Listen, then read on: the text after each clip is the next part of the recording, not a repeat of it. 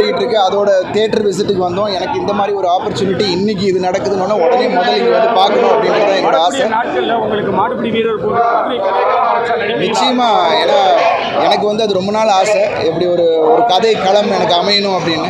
என்னோட படங்களில் நான் வந்து எல்லாமே நானே பண்ணணுன்றது தான் என்னோட ஆசை. நான் டூப்பு போட மாட்டேன். பட் இந்த படம் அந்த மாதிரி அமைஞ்சது. டூப்பு போடாமல் பண்ணி நம்மளே பண்ணணும். அதனால் கற்றுக்கிட்டு அது உள்ளே இறங்கணும்னு என்னோட ஆசை.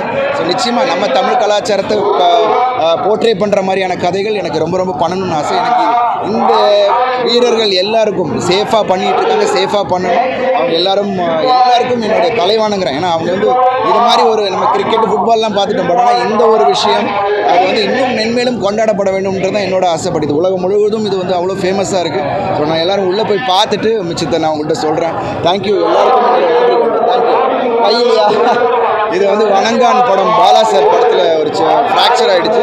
இன்னும் ஒரு 10 நாளில் சரியாயிடும். 2 மாதமாக பெட் ரெஸ்ட்டில் தான் இருக்குது. இன்றைக்கி மிஷன் படம் அப்படின்னு வெளியில் இதுக்காக வந்துட்டேன். ஸோ ரொம்ப ரொம்ப நன்றி. எல்லோரும் சந்திச்சது ரொம்ப நன்றி. தேங்க்யூ.